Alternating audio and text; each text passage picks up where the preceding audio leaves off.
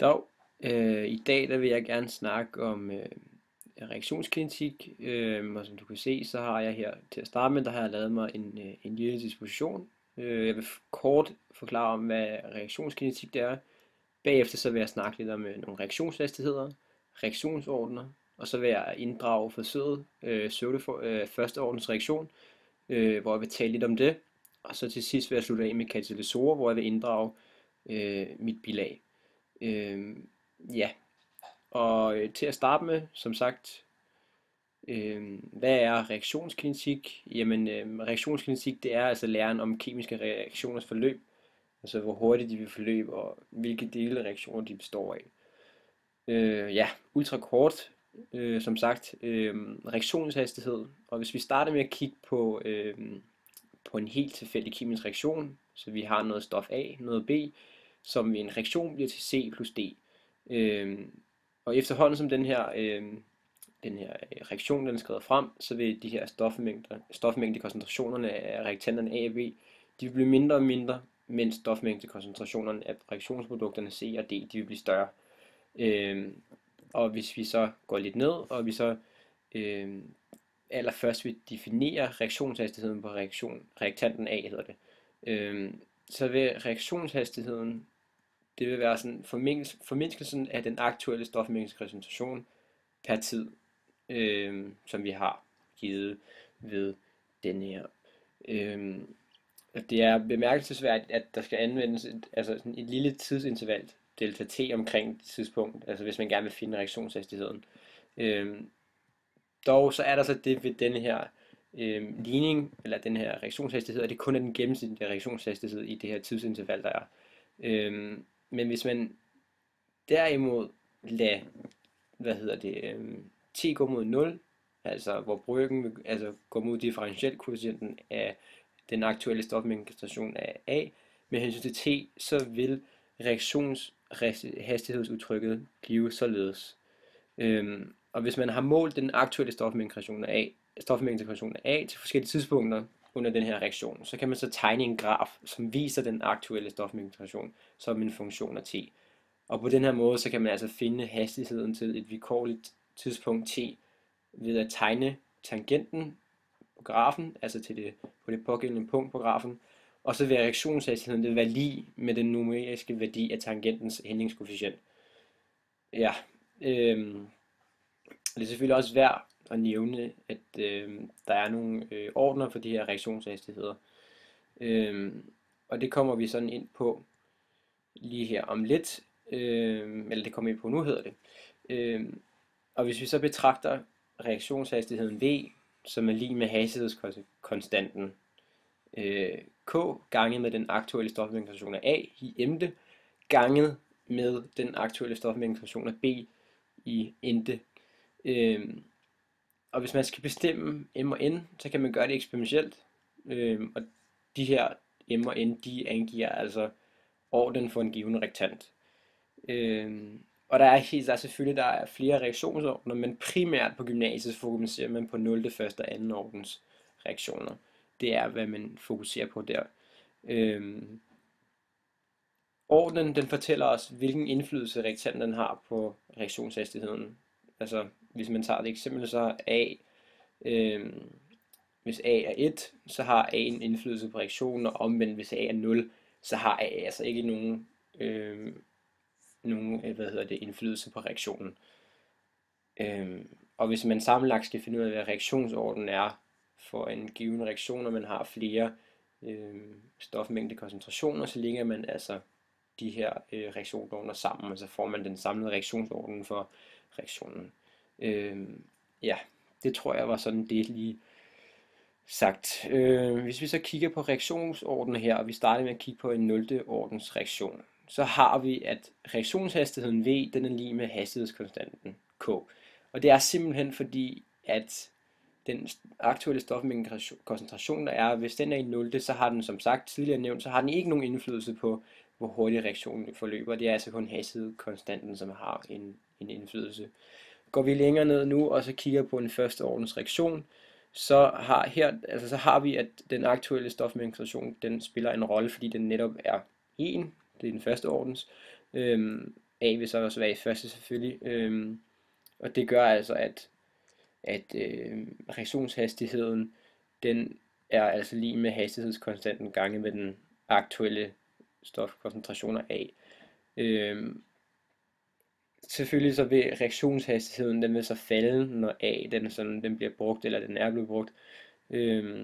Ja, og for en anden ordens reaktion, der er det selvfølgelig, hvor A og B de reagerer med hinanden, og A og B har selvfølgelig også en indflydelse, altså koncentrationerne af A og B har en indflydelse på det. Vi har her, reaktionshastigheden, den kan være K i anden, eller den kan være hastighedskonstanten gange med de to forskellige eller de to forskellige aktuelle stofmængdekoncentrationer A og B. Ja, den tror jeg vil afslutte sådan der. Og så vil jeg springe videre til pseudo førsteordens reaktion, hvor jeg så netop vil tale om det forsøg, vi har lavet. Men allerførst så vil jeg lige snakke lidt om generelt, hvad en pseudo førsteordens reaktion det er. Og hvordan bestemmer man så en reaktionsorden? Og som tidligere nævnt, så er det, at reaktionsordenen, den lægger man sammen, og så har man den samlede reaktionsorden. Men en måde at bestemme hver reaktionsorden for hver reaktant, det er, at man kan bruge pseudo førsteordens reaktion, hvor man har A plus B, der danner et eller andet. Og man har altså reaktionshastighedsudtrykket, som hedder reaktionshastigheden er lige med hastighedskonstanten K, og så gange de aktuelle stofmængdekoncentrationer, vi har her. Og det man så kan gøre, det er, at man kan gøre koncentrationen af B langt større. Så når det er, at man har den her reaktion, så vil der ske en lille ændring i B, når det er, at reaktionen den forløber. Og det vil så sige, at man rent faktisk kan se bort fra den aktuelle stofmængdekoncentration af B, altså den har ikke nogen indflydelse. Og fra det, så er det, at vi kommer med en ny konstant, som hedder K-stjerne, eller K-mærke, eller hvad man nu vil. K-stjerne er det nok, som så er lige med hastighedskonstanten gange den aktuelle koncentration af B. Og så får vi så, ud fra det vi lige har sagt nu, der får vi altså en ny ligning, som så hedder, at reaktionshastigheden den er lige med den nye hastighedskonstant K-stjerne gange den aktuelle koncentration af A. Og det er jo faktisk fordi, at vi kan se bort fra B, da det er, at den ændrer sig så lidt, og det er altså kun A, som er en variabel i det her. Og det kan man så udnytte, som vi også har gjort, men vi har lavet et forsøg, hvor det er, forsøget som hedder pseudo førsteordens reaktion, hvor det er, vi netop udnytter det her. Når man så har bestemt reaktionsordenen for A, så kan man, eller B, eller hvad det nu er, så kan man prøve sådan at halvere koncentrationen af B, og så derfra bestemme den. Altså så man har gjort, laver en høj koncentration af B, som ikke rigtig ændrer sig, så man ser bort fra den, så bestemmer man reaktionshastigheden, reaktionsordenen af, og når man så har fundet reaktionsordenen af, så kan man halvere koncentrationen af B, og så derfra sådan bestemme det. Under forsøget, så det har været lidt svært for os, men en af de ting, som jeg tror, at de fleste kan nikke i overensstemmelse med, det er, at det var meget svært for os at få de her betingelser rigtig under forsøget med varme og de forskellige ting, der var. Når det så er sagt, så vil jeg til sidst komme ind på katalysatorer. Det var meget svært at sige. Vi har snakket om reaktionshastigheder og reaktionsordener. Og så er det her, at vi så også gerne lige vil tale lidt om noget kollisionsteori. Det er jo, at en reaktionshastighed, den er jo bestemt af, hvor hurtigt reaktionen må forløbe, men i kollisionsteori, der beskriver man, eller taler man om den energi, der skal til, for at vores reaktion den vil forløbe.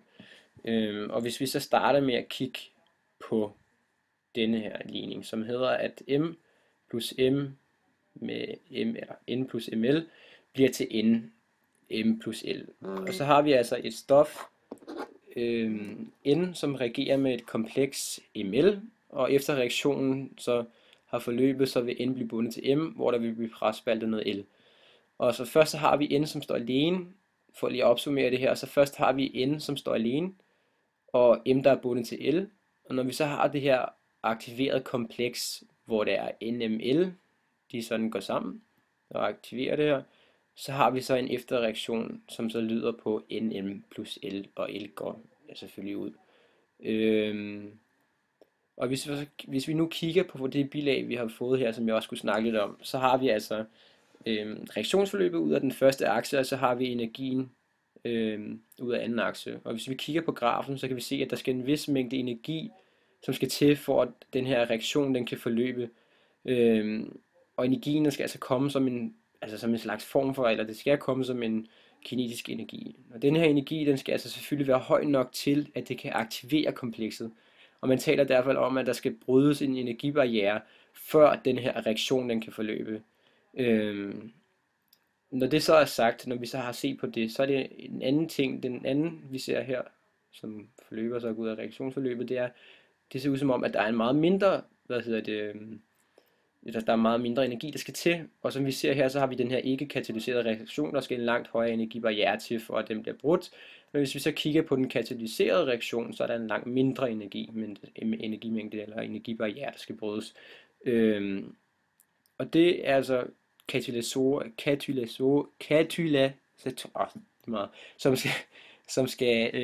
som går ind og rent faktisk blander sig i reaktionen, og som så sænker energiniveauet, energibarrieren, som skal brydes. Så det er jo egentlig ret interessant at bruge, fordi at katalysorer,